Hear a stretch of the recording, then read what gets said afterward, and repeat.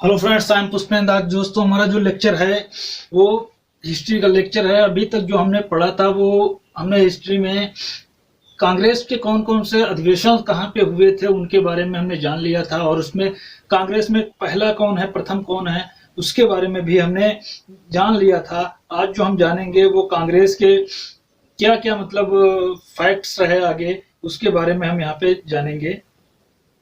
चलिए चलते हैं फिर।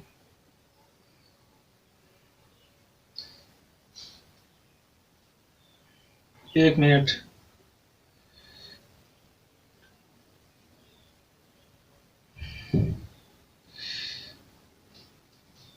तो कांग्रेस के महत्वपूर्ण वक्तव्यों की अगर जो बात करें तो कौन कौन से उनके कांग्रेस में जो है वक्तव्य थे, किसने किसने क्या बोला था, उसके बारे में इसमें जो है हम जानेंगे। और फिर आगे हम चल इसी प्रकार से आगे बढ़ते जाएंगे मॉडर्न हिस्ट्री में। तो कांग्रेस का संबंध जो है महत्वपूर्ण जो वक्तव्य थे भारत में जो है रहते हुए, एक प्रकार से भारत में रहते हुए ये मेरी इच्छा को उसके जो है शांतिपूर्ण आश्वासन से अपना सहयोग दे सकूं, मतलब अपना जो है शांतिपूर्ण अवसान में अपना सहयोग मैं दे सकूं। ये वक्तव्य किसका है? ये वायसराय कर्जन का है। कर्जन ने जो है ये इस वक्तव्य को बोला था, लॉर्ड कर्जन। और अगला जो वक्तव्य था, कांग्रेस जो है डफरिन के दिमाग की उपज है। कांग्रेस जो है वो डफरिन के दिमाग की उपज है, ऐसा जो है लाला लाजपत राय ने जो है बोला था इस वक्तव्य को। और कांग्रेस की जो है एक प्रकार की यातना करने वाली एक संस्था है। कांग्रेस एक प्रकार की याचना, मतलब ये एक मांग करने वाली जो है ये संस्था है, ऐसा जो है विपिन चंद्र पाल ने बोला था। यदि एक वर्ष में मेढक की तरह हम टर्राएंगे, एक प्रकार से टर्राएंगे तो कुछ नहीं मिलेगा। ये वक्तव्य जो है बाल गंगाधर तिलक का है।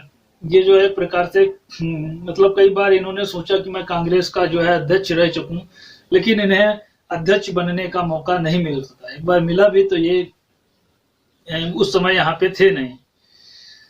इसके बाद जो है कांग्रेस का हम अगला चरण देखेंगे। कांग्रेस के चरण में प्रथम आंदोलन की अगर जो बात करें तो 1885 ईस्वी से 1905 ईस्वी का कांग्रेस का जो है पहला चरण माना जाता है। ये एक प्रकार से उदारवादी चरण भी इसको हम बोलते हैं। 1885 से 1905 ईस्वी तक का उदारवादी चरण हम इसको क्यों बोलते हैं? क्योंकि इसमें कांग्रेस ने कुछ जनता के लिए खास मतलब कदम नहीं उठाए थे। कुछ उस समय जो है यूरोपियों का ज्यादा इफेक्ट प्रभाव रहा था, तो इसलिए हम इसको उदारवादी चरण भी बोल सकते हैं। कांग्रेस के ने जो है राष्ट्रीय आंदोलन के प्रथम चरण 1885 से उदार राष्ट्रीयता का काल माना जाता है। इसमें जो है राष्ट्रीयता का एक प्रकार से ये काल माना जाता है। कांग्रेस की स्थापना जो है उदारवादी नेताओं ने ब्रिटिश सरकार के अनेक प्रशासनिक और संवैधानिक आर्थिक सुधारों की मांग की थी। मतलब कई प्रकार की उन्होंने प्रशासनिक और संवैधानिक और आर्थिक सुधारों की इसमें जो है मांग की गई थी। इसलिए हम इसको बहुत मतलब वो उदारवादी चरण एक प्रकार से ही कह सकते हैं कि बहुत ज्यादा जनता के हित की बात इसमें बहुत ज्यादा नहीं की गई थी। उदारवादियों ने अनेक प्रशासनिक सुधारों पर लक्ष्य रखा था और भारतीय शासन की जांच के लिए रॉयल कमीशन की नियुक्ति का भी प्रस्ताव रखा था। मतलब इन्होंने जो है प्रशासनिक सुधारोों का इसमें जो है लक्ष्य रखा था। ये जो है उदारवादी लोग जो थे ये मानते थे कि एक प्रकार से मतलब रिक्वेस्ट करते थे उनसे, इसलिए इसको हम उदारवादी कह रहे हैं कि रिक्वेस्ट करते थे। बहुत ज्यादा जनता के प्रति ये अट्रैक्शन रखते थे, लेकिन उतना नहीं कि किसी के हम शासन के लिए मांग करें, लड़ धड़ के कर लें, वैसा चरण ये नहीं था। इसमें केवल जो मांगी रखी जाती थी, कांग्रेस मानती थी तो मानती थी, वो लोग मानते थे तो मानते थे, नहीं मांगते थे तो कोई बात नहीं। उसका जो है उनके पे अंग्रेज पर डिपेंड होता था। सिविल सेवा में भारतीयकरण और उसकी परीक्षा को इंग्लैंड के साथ कराए जाने की बात भी इसमें जो है की गई थी। और उम्मीदवारों की जो आयु सीमा की वृद्धि की मांग की गई थी। जो वृद्धि करने की एक प्रकार से आयु सीमा में वृद्धि की गई, उसकी भी ये मांग की गई थी। इसमें वो जो कमी कर दी गई थी। तो इसके बाद जो हुआ है, उदारवादियों जो है प्राथमिक तकनीकी शिक्षा के प्रसार पर जो है अधिक व्यय करने की मांग की गई थी। इनका जो है प्राथमिक मतलब उद्देश्य ये था प्राथमिक और तकनीकी शिक्षा के विचार पर। मतलब जो एक प्रकार से तकनीकी शिक्षा यहाँ पे आए, टेक्नीशियन आए, इंजीनियरिंग वगैरह वगैरह ये जो है शिक्षा यहाँ पे भी आए, टेक्नोलॉजिकल शिक्षा आए यहाँ पे, जिससे भी यहाँ के क्या हो सके अधिक व्यय करने की, इस पर जो है अधिक व्यय करने की मांग की गई थी, ताकि हमारे यहाँ पे लोगों को रोजगार मिले। आयकर और नमक कर में कमी और आबकारी कर की में वृद्धि करने की मांग की गई थी। नमक और आयकर में जो है वो कमी कर दी जाए, और आबकारी विभाग में एक प्रकार से जिसमें शराब वगैरह बिकती है ना, तो उसमें उस पर वृद्धि कर देंगे तो लोग कम इसका यूज करेंगे। तो ये मतलब मांग भी की गई थी। उदारवादी जो नेता थे वो कांग्रेस के वायसराय और भारत में सचिव के कार्यप्रणाली तथा प्रांतीय विधान परिषदों के विस्तार में उनमें भारतीयों के प्रतिनिधित्व देने की मांग थी। अन्य प्रांतों में विधान परिषदों का गठन करने की भी मांग की गई थी। जो अन्य प्रांत थे उनमें जो विधान परिषदों की गठन की करने की मांग की गई थी, और भारतीयों का प्रांतीय परिषदों में भारतीयों का भी प्रतिनिधित्व हो, ये भी इसमें जो है मांग एक प्रकार से की गई थी। उदारवादी नेताओं ने कृषि बैंकों की स्थापना के लिए व्यापार मुक्त व्यापार नीति को समाप्त करने की भी मांग की थी।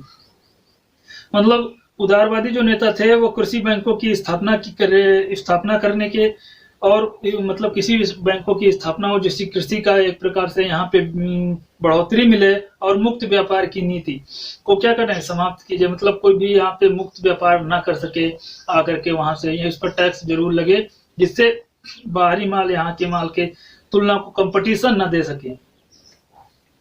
सैनिक और असैनिक व्यय की कमी के कारण जो है भारत में धन के निष्कासन को रोकने की मांग की गई थी। सैनिक और असैनिक व्यय में मतलब एक प्रकार से सैनिकों पे और सैनिक पर जो खर्च हो रहा था उसकी कमी करने की बात की गई थी, और भारत में धन के निष्कासन को रोकने की भी बात की गई थी। मतलब यहाँ से कच्चा माल लेकर जा रहे थे, उसको जो है रोक दिया जाए, यहीं पे औद्योगिकरण किया जाए, ये यहाँ पे उद्देश्य था। इस चरण में जो है कांग्रेस प्रतिवर्ष अधिवेशन करती थी। इसमें जो है कांग्रेस जो है प्रतिवर्ष अधिवेशन करती थी। ये उदारवादी चरण जो बोला 1885 से 1905 ईस्वी तक, इसमें प्रतिवर्ष करती थी अपना अधिवेशन।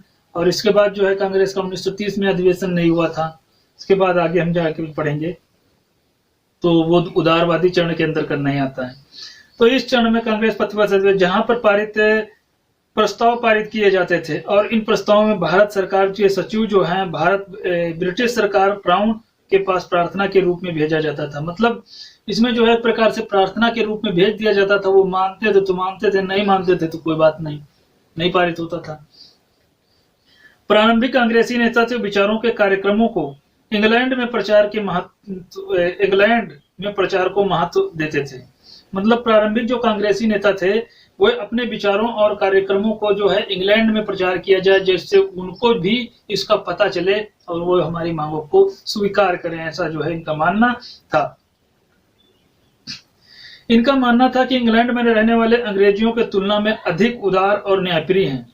मतलब अंग्रेजों की तुलना में अधिक उदार और न्यायप्रिय हैं। भारतीय जो अंग्रेज हैं वो अंग्रेज मतलब जो इंग्लैंड में रहते हैं उनकी तुलना में, मतलब एक प्रकार से इंग्लैंड में रहने वाले अंग्रेज भारतीय अंग्रेजों की तुलना में अधिक उदारवादी हैं। मतलब यहाँ के जो अंग्रेज आ रहे थे वो एक प्रकार से कट्टर थे, ऐसा इनका मानना था। और इंग्लैंड में हम जाकर के प्रदर्शन करेंगे तो वहां पे उदारवादी एक प्रकार से गवर्नमेंट भी देखेगी, तो हमारी मांगों को कुछ ना कुछ स्वीकार करने के कदम उठाएगी, आवश्यक कदम उठाएगी। और उदारवादियों में सबसे बड़ा योगदान आर्थिक क्षेत्र में रहा। उदारवादियों का जो सबसे बड़ा योगदान रहा वो आर्थिक क्षेत्र में रहा, और इन्होंने ब्रिटिश साम्राज्य की एक शक्ति आर्थिक समीक्षा प्रस्तुत की। इन्होंने ब्रिटिश साम्राज्य की एक प्रकार से आर्थिक समीक्षा प्रस्तुत की। दादा भाई नौरोजी और रमेश चंद्र दत्त HDY, दादा भाई नौरोजी, रमेश चंद्र दत्त और DI वाचा ने जो है धन के निष्कासन सिद्धांत का जो एक प्रकार से लोकप्रिय बनाया है। इन्होंने जो है धन के निष्कासन के सिद्धांत को लोकप्रिय बनाया है। उदारवादी नेता और नरमपंथी नेता मनमोहन घोष। उदारवादी और नरमपंथी नेता, उदारवादी अथवा नरमपंथी नेता की अगर जो बात की जा रही है तो उसमें जो है दादा भाई नौरोजी जो थे वो दीन ए वाचा ये दीन वाचा और फिरोज शाह मेहता, सुरेंद्र नाथ बनर्जी, बदरुद्दीन तैयब, रमेश चंद्र दत्त, गोपाल कृष्ण गोखले, रास बिहारी घोष, डॉक्टर आनंद मोहन बसु और मनमोहन घोष, ये जो नेता थे वो उदारवादी नेता कहलाए। इनको नरमपंथी नेता भी बोला जाता है, इनको नरमपंथी नेता भी कहा जाता है। कांग्रेस में प्रथम चरण में महत्वपूर्ण तथ्य क्या थे? जो कांग्रेस का जो पहला चरण हुआ उसमें क्या क्या तत्व महत्वपूर्ण रहे? तो इसमें हुआ यह था कि प्रथम अधिवेशन में की अध्यक्षता करने के लिए एओ ह्यूम और मनोज बनर्जी का नाम प्रस्तावित किया गया, मतलब प्रस्तावित किया था, और जिसमें केटी तलंग ने जो है इसको क्या किया था, अनुमोदित किया था। कांग्रेस के द्वितीय अधिवेशन की कलकत्ता में दादा भाई नौरोजी की अध्यक्षता में हुआ था। कांग्रेस का जो दूसरा अधिवेशन हुआ था वो कलकत्ता में दादा भाई नौरोजी की अध्यक्षता में किया गया था, और इसी अधिवेशन में इंडियन एसोसिएशन कांग्रेस का विलय हो गया था। इंडियन एसोसिएशन का एक प्रकार से कांग्रेस में क्या हो गया था, विलय हो गया था। द्वितीय अधिवेशन में स्टैंडिंग कमेटी गठित की गई थी। स्टैंडिंग कमेटी एक प्रकार से गठित की गई थी, गठित करने का प्रस्ताव किया गया था, गठित नहीं की गई थी, प्रस्ताव किया गया था। और कांग्रेस के तृतीय अधिवेशन की बात करें तो सर सैयद बदरुद्दीन तैयब की अध्यक्षता में ये अधिवेशन हुआ था। कांग्रेस के प्रथम अध्यक्ष की, मुस्लिम अध्यक्ष की अगर जो बात करें तो यही थे बदरुद्दीन तैयब जी, ये भी सब हम पढ़ा चुके हैं आपको।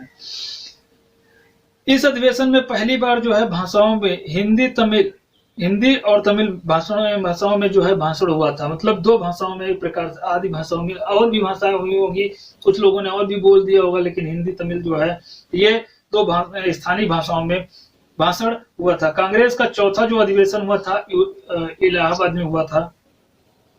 ये जॉर्ज जूल की अध्यक्षता में हुआ था, और कांग्रेस का प्रथम अध्यक्ष जो थे, ये जो थे कांग्रेस के प्रथम अंग्रेज अध्यक्ष थे, तो कौन थे, जॉर्ज यूल, और जूल भी नाम कहीं पे रखा गया था, यूल नाम था। और इलाहाबाद अधिवेशन में 1888 ईस्वी में पहली बार कांग्रेस का संविधान का निर्माण हुआ था। कांग्रेस के संविधान का निर्माण पहली बार 1818 के अधिवेशन में, जिसकी अध्यक्षता जॉर्ज यूल ने की थी, उस अधिवेशन में हुआ था। मुंबई अधिवेशन में ब्रिटेन हाउस ऑफ कॉमन्स में सर चार्ल्स बैडला भी सम्मानित हुए थे। मुंबई अधिवेशन जो ये हुआ था, तो इसमें ब्रिटेन के जो हाउस ऑफ कॉमन्स, ब्रिटेन में जो हाउस ऑफ कॉमन्स मतलब चार्ल्स बैडला भी इसमें क्या हुए थे, सम्मिलित हुए थे। हाउस ऑफ कॉमन्स के ये सदस्य थे वो चार्ल्स बैडला, तो ये भी उसमें जो है सम्मिलित हुए थे। मुंबई अधिवेशन में जो है कदम्बिनी गांगुली सम्मेलन को संबोधित करने वाली पहली महिला थी, मतलब ये कदम्बिनी गांगुली जो थी वो सम्मेलन को संबोधित कर रही थी। ये प्रथम महिला थी, प्रथम भारतीय और स्नातक महिला भी इनको बोला जाता है, वो थी। अगला जो है 1889 में इंडियन नेशनल कांग्रेस ब्रिटिश इकाई की स्थापना लंदन में हुई थी। 1889 ईस्वी की बात कर रहे हैं कि इंडियन नेशनल ब्रिटिश इकाई की स्थापना जो है लंदन में हुई थी। इसे इंडिया नामक एक पत्र निकालना प्रारंभ किया था। इसने क्या किया था, इंडिया नामक एक पत्र भी निकालना प्रारंभ किया था। और 1900 ईस्वी में लॉर्ड कर्जन ने भारतीय सचिव को लिखा था कि भारत में कांग्रेस लड़खड़ा कर धराशायी हो रही है, और भारत में रहने वाले मेरी महान महत्वाकांक्षा ये है कि मैं इसमें शांतिपूर्ण मृत्यु में क्या कर सकूं, सहयोग कर सकूं, ऐसा जो है उन्होंने बोला था। अगला जो हमारा तथ्य है, कांग्रेस का जो दूसरा चरण था 1905 ईस्वी से 1919 ईस्वी तक का, इसका कांग्रेस का द्वितीय चरण बोला जाता है। इसमें उग्रवर्ती या गर्मपंथी चरण भी इसको हम बोलते हैं। 1905 ईस्वी से 1919 ईस्वी तक का ये जो है चरण रहा था। 19वीं शताब्दी के अंत में जो है उदारवादी राजनीति की आलोचना होने लगी। 19वीं शताब्दी के अंत में जो है उदारवादी चरण की क्या होने लगी, आलोचना होने लगी।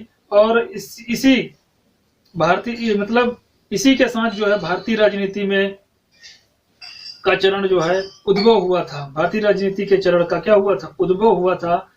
उसके बाद में उग्रवादी आंदोलन का उदय समकालीन अनेक राष्ट्रीय अंतरराष्ट्रीय कारक सक्रिय थे।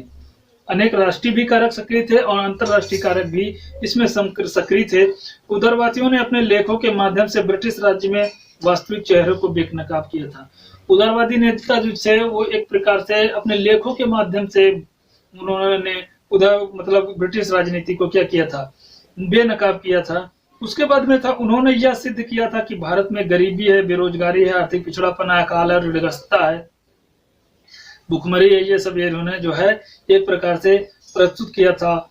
और मूल कारण ब्रिटिश औपनिवेशिक नीतियां थी। मतलब मूल कारण जो था ब्रिटिश औपनिवेशिक नीतियां थी। औपनिवेशिक मतलब जो यहाँ से धन जा रहा था बाहर जा रहा था, मतलब यहाँ पर कोई रोक ठोक नहीं थी, दूसरे देश लोग यहाँ पे शासन कर रहे थे, तो एक ऐसी व्यवस्था जो किसी दूसरे देश के द्वारा शासित हो उसको औपनिवेशिक अर्थव्यवस्था बोलते हैं। तो ये औपनिवेशिक नीतियां इनकी जो थी वो जो है उसकी वजह थी। कांग्रेस की नीतियों में उसकी जो है उपलब्धियों के प्रति जन असंतोष, उग्रवाद के उदय में क्या ही मिली थी, सहायता मिली थी। कांग्रेस की जो नीतियां बनी थी उनकी उपलब्धियों के प्रति जन असंतोष भी था और उग्रवाद में उदय में क्या मिली थी, सहायता मिली थी। उग्र नेताओं का मानना था कि कांग्रेस के आवेदन और निवेदन से कुछ भी हासिल होने वाला नहीं है। मतलब कांग्रेस जो है एक साल में अधिवेशन करती है और उसके बाद में वो अपनी मांग रखती है, तो इससे जो हमें कुछ हासिल होने वाला नहीं, हमने कुछ जो है उग्र होकर काम करना होगा जिससे अंग्रेज हमारी बातों को मान सके। उसके बाद में था कि फ्रांस और अमेरिका, फ्रांस, जर्मनी, इटली के राष्ट्रीय आंदोलनों में सफलता ने यह स्पष्ट कर दिया था कि संवैधानिक तरीकों को स्वराज की प्राप्ति मिल सकती है। मतलब इन मतलब चारों में एक प्रकार से राष्ट्रीय आंदोलन हो रहे थे, वहां पे जो है सफलता मिल रही थी, तो इससे जो है एक आशा थी कि यहाँ पर भी संवैधानिक तरीकों से कि मतलब स्वराज्य की प्राप्ति हो सकती है। इथोपिया द्वारा जो है 1896 में इटली को पराजित कर दिया था। इथोपिया एक देश है जिसने इटली को क्या कर दिया था, 1896 में पराजित कर दिया था, तो ये भी एक भावना हो गई थी। और 1904-05 ईस्वी में जापान द्वारा रूस को पराजित मिली थी। मतलब एक छोटा सा देश जापान जिसने रूस को पराजित कर दिया था, तो ये भी एक प्रकार से इनकी जो है अजेयता का सिद्धांत मतलब ध्वस्त कर दिया था कि अंग्रेज जो है वो अब विजय हर जगह पे विजय नहीं कर सकते हैं। एक छोटे से देश रूस ने उसको हरा दिया, रूस को हरा दिया, और इथोपिया जो देश था उसने भी इटली को हरा दिया। तो ये नहीं कहा जा सकता है कि एक मतलब भारत जैसा इतना बड़ा देश है वो क्यों नहीं इनको यहाँ से हटा सकता है। इन घटनाओं के राष्ट्रवादी और आत्मविश्वास जागा था और औपनिवेशिक सरकार के संघर्ष एक प्रकार से प्रेरित किया था। महान गांधी जी जो है हिंद स्वराज नामक अपनी पुस्तक में लिखा था कि बंगाल विभाजन के बाद ही भारतीयों में वास्तविक जागृति आई है। बंगाल जो है विभाजित के बाद ही भारतीयों में जो है वास्तविक जागृति आई है, जिससे हमें लॉर्ड कर्जन को धन्यवाद देना चाहिए था। मतलब धन्यवाद देना चाहिए, ऐसा जो है महात्मा गांधी ने कहा था। इसके बाद में था उग्र राष्ट्रवाद के उदय के क्या कारण थे। ब्रिटिश शासन जो है शोषणकारी नीतियां थी, एक प्रकार से शोषण करते थे, तो ये सब हो चुका है। कांग्रेस के आवेदन निवेदन की नीति की में असफलता मिली थी। कांग्रेस जो करती थी निवेदन, हो सकता है मान ली जाए, हो सकता है नहीं भी मानी जाए, तो ये भी एक कारण था। पश्चिमीकरण के विरुद्ध प्रतिक्रिया हो रही थी। पश्चिमीकरण के भी प्रतिक्रिया हो रही थी, मतलब जो पाश्चात्य संस्कृति यहाँ पे आ रही थी उसके प्रतिक्रिया की जा रही थी।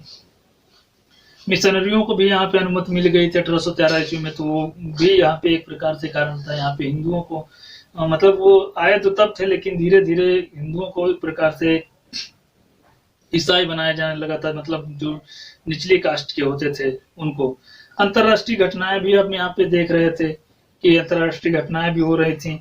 वो दूसरे देश के लोग आगे बढ़ रहे थे, लेकिन भारत उतने पर ही फिक्स था। ये भी कारण होता। लॉर्ड कर्जन के कौन कौन से कारनामे रहे, लॉर्ड कर्जन के कई कारनामे रहे, तो वो भी यहाँ पे जो है कारण एक प्रकार से था। गरम दल और नरम दल नेता की बात की जा रही है। गरम दल के जो नेता थे वो बाल गंगाधर तिलक थे, लाला लाजपत राय थे, बिपिन चंद्र पाल थे, अरविंद घोष थे। इन तीनों ने मतलब सम्मिलित रूप से लाल बाल पाल इनको बोला जाता है, इन तीनों को लाल बाल पाल बोला जाता है, कह सकते हैं ये लाल बाल पाल तीनों को बोला जाता है। कहा जाता है। और अरविंद घोष ये जो थे चौथे नेता थे कांग्रेस के गरम दल के नेता। अगला जो है उदारवादी और गर्मपंथियों की बात करें, उदारवादी और गर्मपंथियों में क्या अंतर था, तो वो हम थोड़ा जान लेते हैं कि उदारवादी क्या करते थे और ये जो गर्मपंथी लोग क्या था करते थे। नरमपंथी भारत में जो है औपनिवेशिक शासन के सुधार चाहते थे। मतलब जो शासन था चल रहा था औपनिवेशिक, उसमें सुधार चाहते थे। वो नहीं चाहते थे कि यहाँ पे हम लोग शासन करें, अंग्रेज ही हमारे पे शासन करे, ऐसा नरमपंथियों का मानना था। गर्मपंथी चाहते थे कि वे अंग्रेजों पर विश्वास नहीं करते थे। मतलब वो अंग्रेजों पर विश्वास नहीं करते थे कि वो अपने स्वशासन की मांग पर विश्वास करते थे। नरमपंथी संवैधानिक तरीके से प्रार्थना और आंदोलन अपील के द्वारा सरकार के रियायत प्राप्त करना चाहते थे। ये जो है सरकार से इस प्रकार से रियायत चाहते थे। और उदारवादी आंदोलन का बहिष्कार, स्वदेशी एवं राष्ट्रीय शिक्षा के हित के द्वारा स्वराज्य की प्राप्ति करना चाहते थे। जो उदारवादी थे, गर्मपंथी थे, उदारवादी जन आंदोलन का बहिष्कार करते प्रकार से बहिष्कार, स्वदेशी और राष्ट्रीय शिक्षा की स्वराज्य की प्राप्त करना एक प्रकार से ये लक्ष्य रखते थे। उदारवादी जो थे पश्चिमी संस्कृति एवं शिक्षा के प्रशंसक थे। ये जो है अंग्रेजी को यहाँ आने की एक प्रकार से बात कर रहे थे, वहां की जो संस्कृति है उसकी जो है अच्छा मान रहे थे। इनका भी एक प्रकार से फंडा था कि यहाँ पे काफी चीजें व्याप्त थी, सती प्रथा, ठगी प्रथा, काफी चीजें यहाँ पे व्याप्त थी कि तो इसलिए ये पश्चिमी संस्कृति के एक प्रकार से समर्थक थे। उसी के आधार पर भारत का निर्माण करना चाहते थे, उसी के आधार पर ये भारत का निर्माण करना। उदारवादी, अब ये उदारवादी जो प्राचीन उग्रवादी की बात करें, उग्रवादी जो थे, यहाँ उदारवादी नहीं है, यहाँ उग्रवादी है। उग्रवादी जो थे प्राचीन भारतीय संस्कृति को श्रेष्ठ मानते थे और पश्चिमी संस्कृति को हे मान समझते थे। ये इनके उल्टे थे। उदारवादी आंदोलन शिक्षित व उच्च शहरी का प्रतिनिधित्व करते थे, शिक्षित और उच्च शहरी वर्ग का प्रतिनिधित्व करते थे। उदारवादी आंदोलनों के मध्य व निम्न वर्ग, मध्यम वर्ग के सामान्य जनता से लिया जाना चाहते हैं। उदारवादी आंदोलन धर्मनिरपेक्षता के समर्थक थे और संभवतः है कि उदारवादी राजनीति से जोड़कर जानना तैयार करना चाहते थे। ये राजनीति को जोड़कर जनाधार तैयार करना चाहते थे, जिनका जो है आधार मतलब एक प्रकार से तैयार करना चाहते थे। तो ये जो है यहाँ से लेक्चर समाप्त होता है। अगला जो लेक्चर होगा वो बंगाल विभाजन के संबंध में विभिन्न विचारों की जो है बात करेंगे, क्या थी, क्या क्या उनके विचार थे, तो उसकी बात करेंगे अगले लेक्चर में। तो जो वीडियो अच्छा लगे दोस्तों तो इसको लाइक शेयर सब्सक्राइब जरूर करिए।